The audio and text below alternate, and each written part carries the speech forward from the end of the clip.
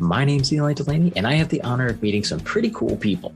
These are the entrepreneurs, the artists, the creatives, the game changers that are making a positive impact in the people that they meet. And I'm a firm believer that the people that you meet can get you anywhere you want to go. And this show is my way of sharing them with you. It's my way of also helping you meet cool people. All right, welcome back to another show, my friends. And I have to say, it is amazing how you meet some of the coolest people that you actually get to have conversations with. Recently, I was probably about a month ago, maybe probably not even that long ago, I got connected on LinkedIn to a guy by the name of Bill Blankshane, and he just reached out to me out of the blue. And we had a good conversation, just chatting back and forth. He's has a company called StoryBuilders, and first thing he does is like, I want you to meet my buddy Andrew here and be a guest on his podcast because this is good stuff. And so that led to several conversations and to somebody I consider a very good friend right now, because like we have like immediately hit it off right out of the gate. So I'm going to introduce today's guest. This is Andrew Biernat, and he is the podcast host and project manager at StoryBuilders. He helps amplify and elevate people's stories so they can make the world a better place. And I'm going to tell you, he is an amazing, amazing conversational guy. One of the coolest guys I have met in a very, very long time. So with that, Andrew, welcome to the show. Eli, thank you for having me. I appreciate you bringing me on. This was just like you and I just right out of the gate hit it off and had an amazing conversation. And I was like, all right, cool. We're definitely going to do this. Before we even finished our first conversation, I'm like, I'm definitely wanting him on my show with no question about it. So give us a little bit more history about you and how you got into what you're doing. I know you're doing some cool stuff with the podcast. I had the pleasure of being a guest, so I'm looking forward to that show going out. But kind of how did you get started with all this stuff? Yeah, for me, I won't go back to the very, very early origins, but I'll give the quick overview. We can go deeper if we want to. I spent my early part of my career as a salesperson selling something that I was not an enjoyer of and didn't really like. And so I really struggled there, and then transitioned into a personal training career, did that for 8 years, was a part of a small business. And I got to wear multiple hats. I got to create content. I got to serve clients in different ways, work on email marketing, build websites. I got to do basically all the entrepreneurial aspects of that business and had a blast with it. And COVID was a time of change for many, and COVID, where I live in New York State, was especially challenging in the fitness industry. And I actually ended up changing careers due to that. So changed careers, a couple hops later, ended up in the publishing industry. And during my time as a personal trainer, I'd published 2 books. So I'd learned a ton about it, how to self-publish and how to write and all these other aspects. So it was a great fit there, and eventually ended up shifting to a new company, StoryBuilders. And the reason I felt like it was such a great fit at StoryBuilders and why I love what I get to do now is I get to help people create something, build something truly magnificent and incredible. Often people are working on a book, or they're making a course, or they're creating a keynote speech. And all of these things are going to go out and they're going to impact hundreds, if not thousands and tens of thousands of other people. And I get to be a part of that process of helping them level up what they do. And that's just on my day-to-day job side. Then I also was pushing for, hey, we need a podcast as an organization. We need to create a podcast. We need to put content out there so that we can elevate other people's messages that way as well. And got the green light and was able to create the podcast from there. So it's been a really fun journey in that respect. And I feel like I get to leverage so many of the things that I'm good at, which is talking with people and helping them create things that are amazing. That is awesome. And you are really great at it. I mean, I know like you and I hit it off as a great conversationalist, but when you interviewed me for the podcast, I can honestly say with no hesitation, you're one of the best hosts that I have ever had. And that meant a lot to me because I've been on a lot of podcasts, and you did a great job of it. And it goes to show, your skill set with story builders, because that's what you're looking for, is how do you pull those nuggets out of people? And as a host, that's what I'm looking for as well. So I want to give you the kudos on that, but also how do you come up with this kind of, what kind of questions do you ask? How do you come up with that stuff to help somebody with telling their story? Because that is such a critical piece that a lot of times people hear about storytelling, but they really don't know what it means, to be perfectly honest. Yeah, I think it's a powerful question. And I think for me, a lot of that comes down to the questions that I ask, because I can ask questions in such a way that it leads us down the path that we want to go, or I can ask questions in such a way that it doesn't give us the answers we're looking for. And often what I'll do, whether it's podcasting or working with somebody, is when I'm leading up to a question, I'll apply some framework to it. I'll give like a little preamble to the question. I'll give some context for why I'm asking it, and then I'll ask the question. And what's very critical is I need to end the question very clearly. Often I've seen other podcast hosts do this, where they'll ask a question, but then they'll keep re-asking it a couple times in different ways. And it's just like, just stop. You asked the question already, just be quiet and let it happen. So that's something I've had to work on, is just ask the question and then allow that silence, create that space. So for me, I definitely think the preamble to a question, the setup of the question, is really helpful, just to get them nodding along as I'm talking to them. And once I know that they're like, ooh, yeah, I know where this is going, then I ask the question, and then they can just launch right into it. And I ask the question in such a way that it's not a yes or a no answer. It's a story. They have to tell a story in order to answer the question. And that's where we get into some really fun conversations, because you can tell me a framework or you can tell me how to do something, but often when you tell me a story, I can pick up right away what I need to take away from it. Right. And you hit on a couple of really important points. One of the first things is ask the question and shut up, because that's something I'm really bad about. But you get to the point of one thing that I think is really critical, and it was right at the end there, is you're not asking a yes or no questions.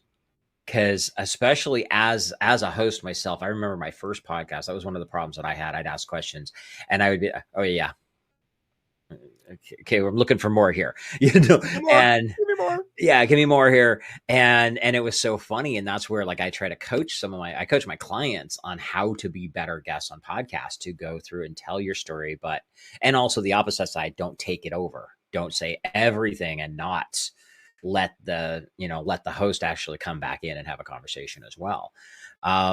So you guys help people write their books and get that out there. And I know that's how Bill actually reached out to me, because I have 2 books that have been out there since 2013, 2014. And he was talking about revamping it. And those were ones I was like, I'm not quite ready with that, but I'm looking at some new stuff down the road. But it really comes into, so many people, we know in today's world, you kind of have to have a book. But a lot of times people don't understand, what is it that really needs to go into creating a successful book, and how do you, it's not just put a book and go slap it on Amazon. I mean, what is it that goes into that process for those people that are thinking about writing a book, or have a book?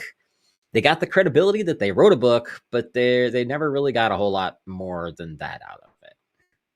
Yeah, there's a lot there. That's a huge question, and I'll do my best to make it as small and actionable as possible. All right. And a lot of it starts with what you want the book to do. Because if you want your book to be sold from the back of the room, if you're someone that speaks on stage, it's going to need to do certain things.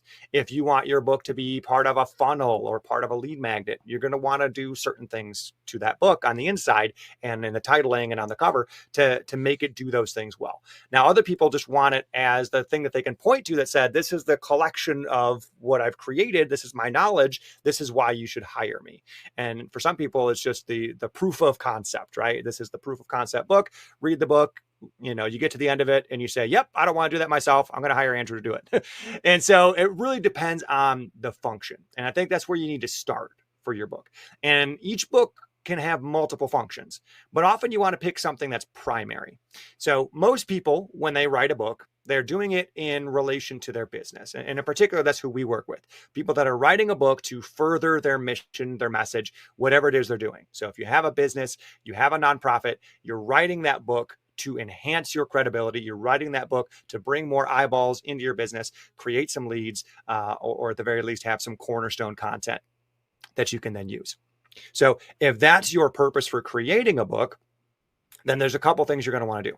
So one is you're going to want some sort of core framework, some core concepts to take center stage in that book. And the big term here is intellectual property. Is what you're doing is you're putting your unique spin on an industry or an idea, because most ideas have already been had. Most ideas are already out there. Most knowledge is incremental. There are small little changes that happen here or there, and once in a while, a big leap. And often we see ourselves as not even incremental. We see ourselves as just copying what everybody else said. And it can feel like it's reductive and redundant, and I'm not actually making anything new. And I think that's one thing you got to be careful of, is you have your own take on it.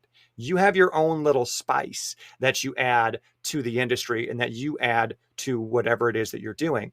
And what we want to do is we want to enhance that in the book. And so if you can enhance your particular take, now all of a sudden you've got something that goes just beyond your book. If you can create a framework or some specialized intellectual property based on what you're putting into your book, now you can use that framework elsewhere. You can use that in consulting. You can talk about it from the stage. You can create a workshop. You can build a paid for course. You can feature it on your website. You can talk about it in articles. This becomes the cornerstone of what makes you and your business special. And it's really what makes so many businesses more valuable, because there's this intellectual property that makes them different and special and can help separate. So as you're building and working on a book, I would say that's probably the first couple things you're going to want to consider. Mm-hmm. Yeah. And you did say a couple of really good things there. Number one, right out of the gate, what's the purpose? I think so many people don't think about that. They're like, I just want to be in a book. And a lot of it has to do with our egos. And there's nothing wrong with, it's like, hey, I got a book. I mean, I got 2 books right here. It's like I have both of my books are sitting right here next to me, because I had to actually remember what the links on the inside were, because I was recreating pages. But it's cool to have that. It's cool to have that ego. It's like, I wrote this, and that makes you feel good. There's nothing wrong with that. However, so many people that I know, because most of the people that I know, both from a client, from a networking, people I've spoke on stage with, all that kind of stuff, they're all coming from a place of, I've got a book, but it's like, what is the actual goal behind the book? Why are you putting it out there? And I think a lot of people do skip that and miss that point. So where you started with that, I love that you start with that piece, because we do that in everything else. It's like, begin with the end in mind. That's a phrase we've heard for, bazillion years, right? But when it comes to your book, that is just as important there as anything else. So thank you for starting with that, because I think that is a powerful first step most people skip. The other thing that I want people to think about here was what you just said about your framework. And I like to call it your unique methodology. What is it that is your way? Because we're all teaching the same kind of stuff that everybody else does, but we have our unique spin on it, our flavor, our personality. And sometimes we're like, okay, there's these 5 Lego pieces, and everybody has the same 5 Lego pieces, but they've never put them together this way before. That's your unique methodology. And I love that, because you talked about, okay, what is your unique methodology? How do you put that out there? A lot of times people don't realize that when you explain what you do that way, and your book is a great example of that, that then people are like, oh, this is different. This is new, even though the basics are the same. Like, even for my business, I mean, if you look at the high level 30,000 foot view of what I do funnels and email copywriting, but that's not what it is. It is a whole different creature than that. And it's once you dive deep into it, and your book is a great way for that. So this is great. I love the way you're explaining this stuff, so people start thinking about things other than, I just got to write a book, because there's so much more to it than that. So what are some of the, I'm going to let you do some name dropping for a minute, because I know you guys have worked with some really good, very well-known people out there. Who are some of the clients that you've had an opportunity to work with more recently? Yeah, so we've worked with Lewis Howes. So for those that Mhm. are into podcasting, he runs the School of Greatness podcast. We worked with him on his first book, and we're just finishing up actually his second book. So he had a New York Times bestseller, was the first one, and likely the second one will probably also be. And we've also worked with Kevin Harrington, who's one of the original sharks from Shark Tank, the Ziegler Group, Michael Hyatt, Lady Boss. For those that know Lady Boss Weight Loss, we helped her with her book that really kind of launched her brand. And we've worked with Rory and AJ Vaden, and that's just to kind of name a few, plus a whole bunch of other people that are a little bit smaller than those names as well. Very cool. I love it. And that was when Bill reached out to me about it originally, he had mentioned Lewis's book. And it was funny because I know Lewis from back in the day when his primary thing was selling how to dominate LinkedIn, something to that effect. And so it's kind of cool how I've seen him evolve all these years. So you've got a lot of people that are in that coaching, pseudo internet marketing space and stuff. What are the typical clients that you guys work with when they first, where are they? Do they already have a book? Or are you revamping it? Are you starting from scratch? Let's kind of talk about what that looks like. Yeah, that's a great question. So the starting point, I would say, is two things. You've got a dream. You've got this message you have to get out to the world. That's step one. And step two is you're doing something with it. You are actively building and creating something. Because I've worked with people that only have the dream part of it. And sometimes they're the hardest people to work with because they're not actually doing it. They're not really creating it. They're not really sure of what's going on. So likely you have some sort of business. Likely you have a message that you're used to talking about in some way. And likely you have some sort of industry special knowledge. You are trained in a particular discipline. You've spent enough time in that discipline to have something to say. And you've got experience and you've got challenges that you've run into. And from that experience, from those challenges, those hardships, you have some really great stories.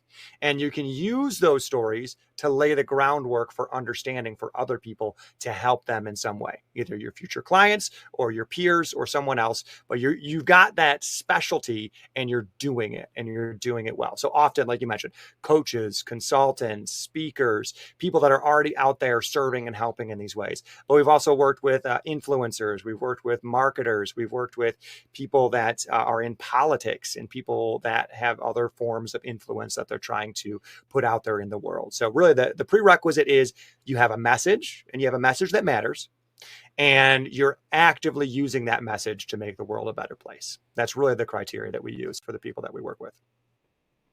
Awesome. I love it. And, it's so funny because I want to actually go through, you just talked about different clients you work with, and I want to go through and ask, because I know there's people out here that are actually thinking this. If you're not a quote unquote influencer and you don't think, you're not that coach, that speaker that's out there. I mean, for me, it's easy because I've been a speaker since 2008 and I know all of these different people that I've had the opportunity to meet throughout the years. I know they come from different walks of life, but I'm thinking of like even some of the clients that I'm working with nowadays, which are not in that realm. Like I have people that are in recruiting. I have people that are CPAs and bookkeepers and gym owners and different things like that. A lot of times they don't think of themselves. They know they're an expert in their thing, but they don't think of themselves at that next level to, I should have a book. Or, I mean, they don't realize how powerful that is. What would you say with that? Oh man. So I'll tell a story. I'm working with a guy named Scott Grace. He's started off as an insurance agent. Now he runs his own agency. I think he's got actually multiple shops.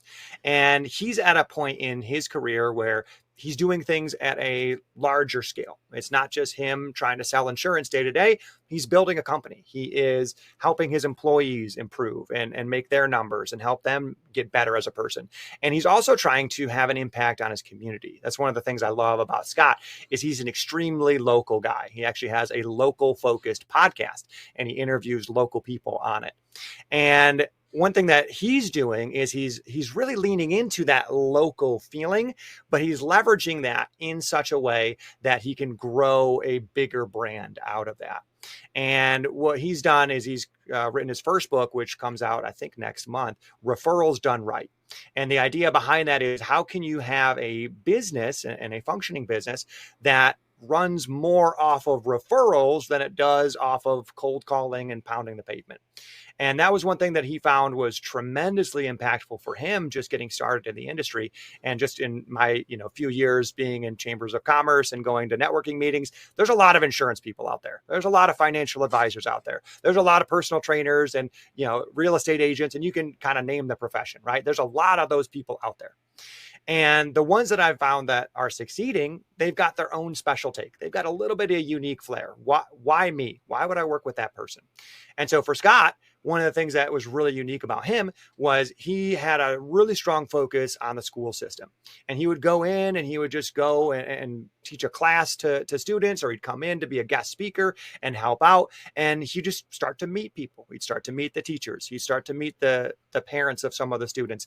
And he built a business off of that type of a network and that type of networking. And so what he's now building is a way to leverage that knowledge in that business to now help other entrepreneurs, other people that are in insurance, but other people that are entrepreneurs doing their own thing as well. And so he's taking kind of his local type business, but he's scaling it now in such a way where he's able to serve not just his local population, but he can serve other people elsewhere as well. So that's kind of a quick story for those that are like, but I'm just a, kind of so-and-so doing my thing in my local hometown. Yeah, but you can do it bigger too. Yeah. And I love that story. I'm so glad you shared that, because so many people just don't get it. I remember that when I launched my first book, I had been trying to get in with the local small business development center to actually do workshops with them. And the director kept blowing me off. And I walked into a meeting one day, and it was the first day I had the proof of my copy. I didn't even have it to sell yet. And I walk into a chamber of commerce meeting, because that's back I was doing a lot of chamber stuff. I walked in and I was like, this was when I had my 30 seconds. I was like, I'm so excited to share this with you. Like, this is a proof copy. I can't even sell it to you yet, but our book is going to be coming out in 2 weeks. And, I had it right there. As soon as everybody was done and they broke for like the actual networking, the director of the Small Business Development Center across the room, I watched him like make a beeline coming over to me immediately, like grabs the book out of my hand, flips through it, says, "We should do a workshop together."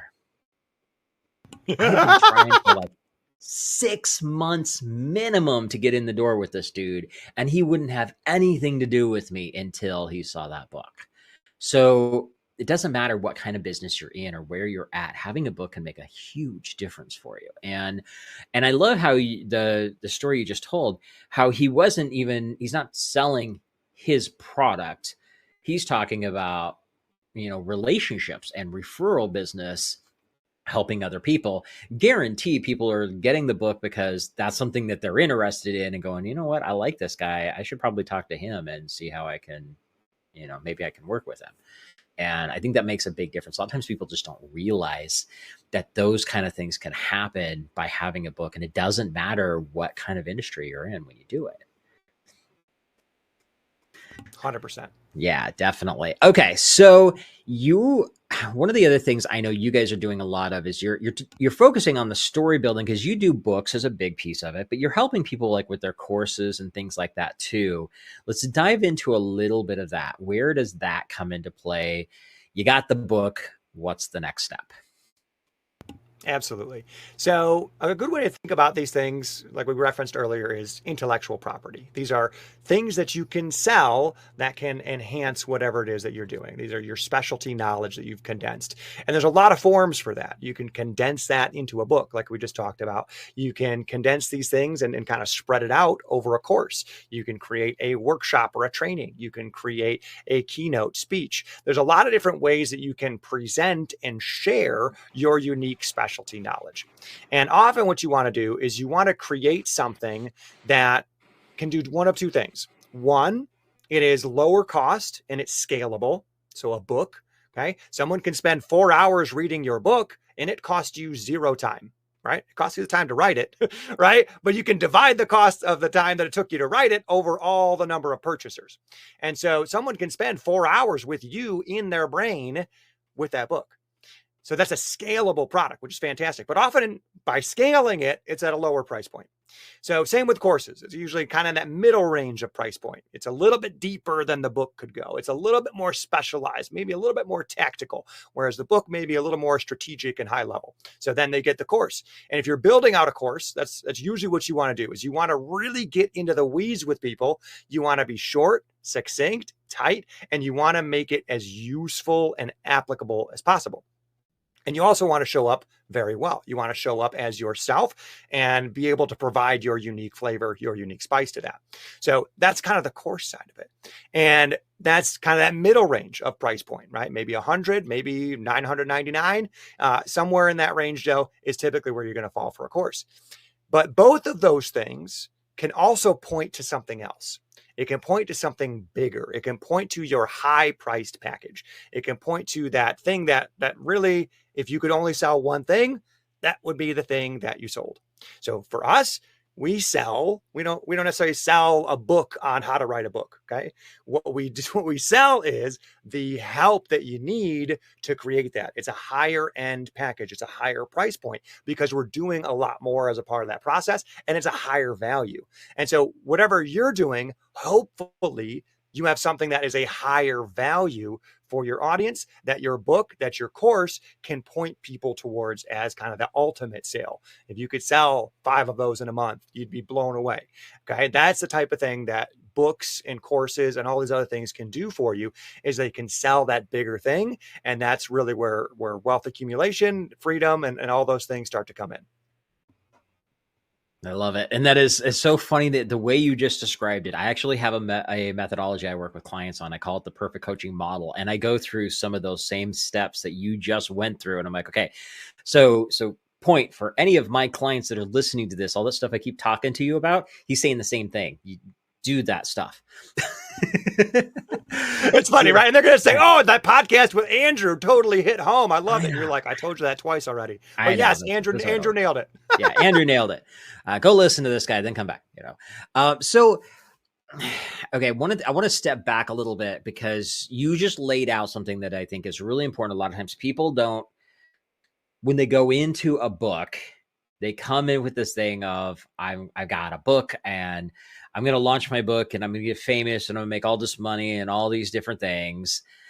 We both know that in itself, not so much true.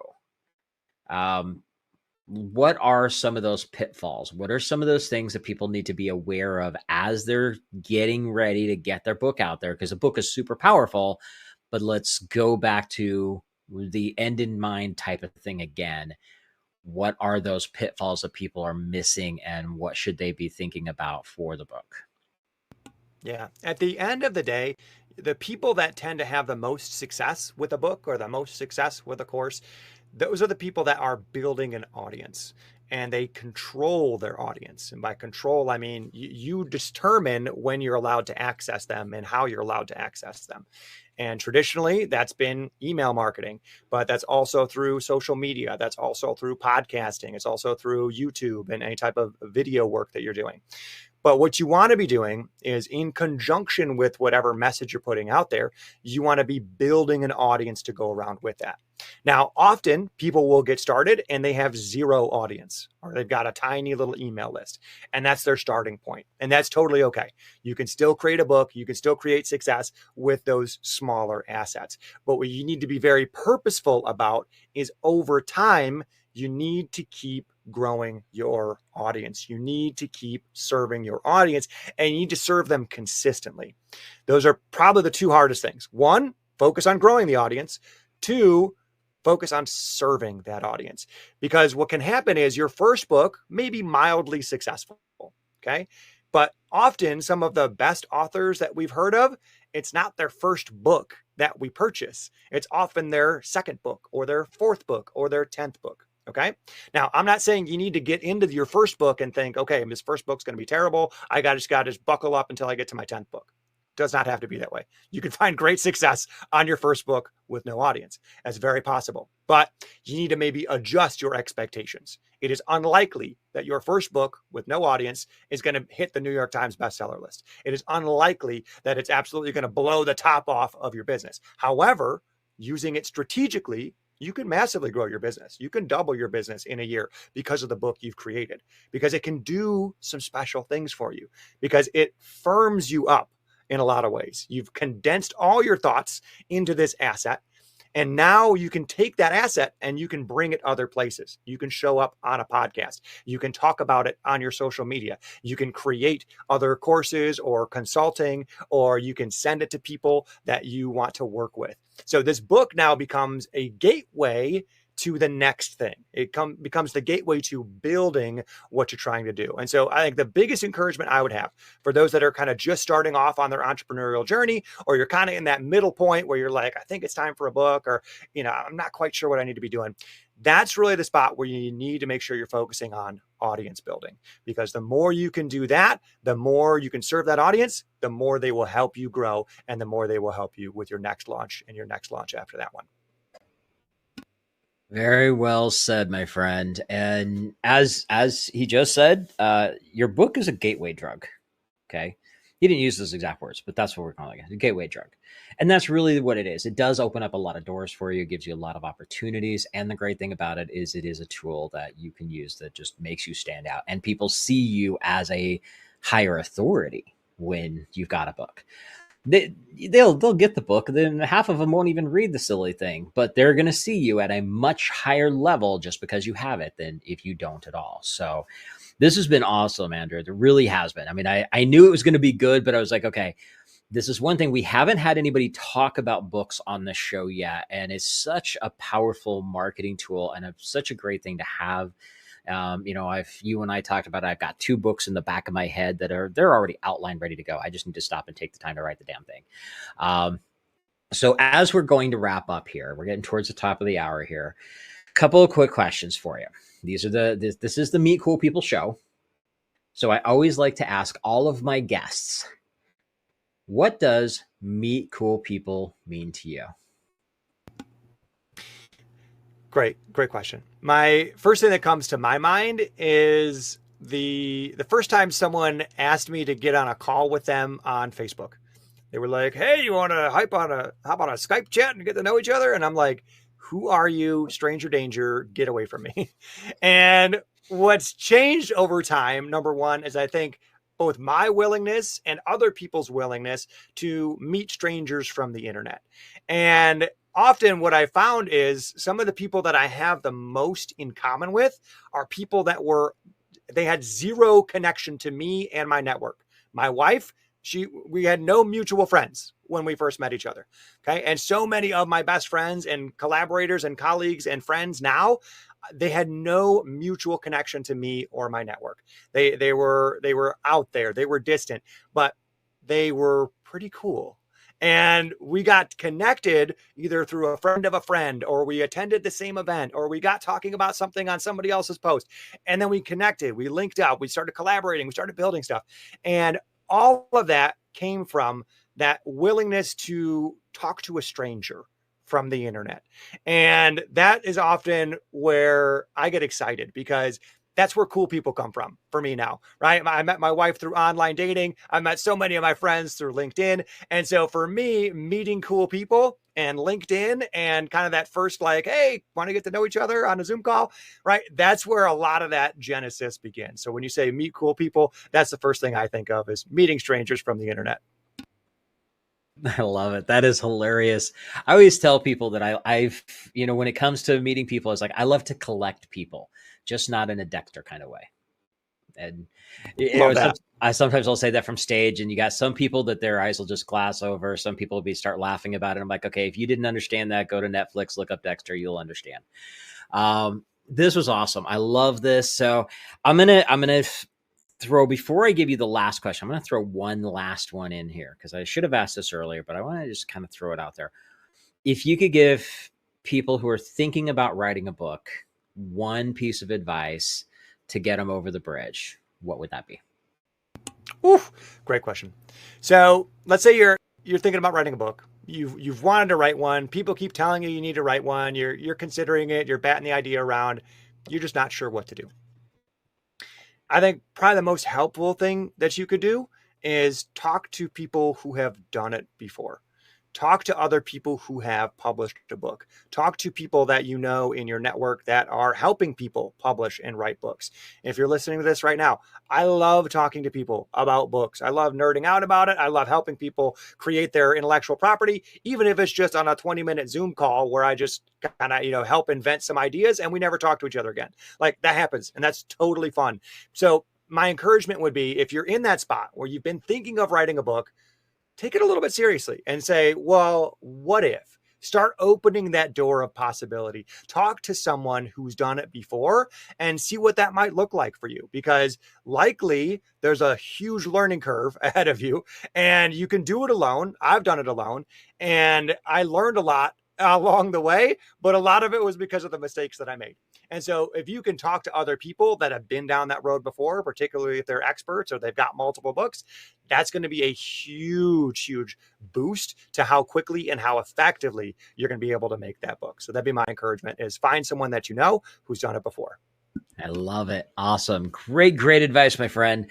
Thank you so much. Now, I know people are going to want to have that conversation with you, and I encourage people to. So how can people get a hold of you? Yeah, a couple things you can do. You could find me on LinkedIn. My handle there is Andrew J. Biernat. Biernat is spelled Biernat. And then you can also find us on our website, mystorybuilders.com/story. And especially if you're looking to actually talk to somebody, if you're like, you know what, I keep thinking about it, I need to write it. Let me just talk to somebody about it. We're not like pushy, hard selling people. Like, we want to help people get their message out. So if that's something you want to explore with us, we would love to connect with you, help you in any way we can. Often we're not the best fit for somebody, but for some people we are. And at the very least, you can walk away with some good advice, some next steps you can take to make that book a reality. Very cool, my friend. Awesome. Thank you so much. This was great. I will definitely put all those links in the show notes. Make sure you connect with Andrew.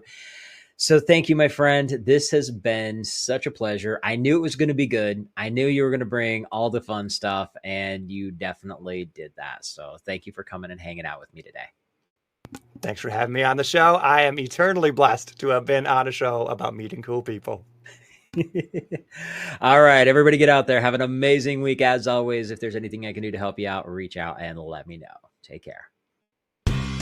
And that wraps up another Meet Cool People show. Now, if you like what you heard, be sure to give us a like, subscribe, or review so I can help introduce these amazing cool people to even more amazing cool people. And just remember, meeting cool people is just the beginning. You need to have a system in place to follow up with the amazing people that you meet. This is exactly what we do for our clients. If you'd like to see if my team and I can help you, go to followuprockstar.com and check out the case study video to see exactly how we're helping our clients turn casual connections into cash clients for life. Again, go to followuprockstar.com and we'll see how we can work together to turn you into a follow-up rockstar.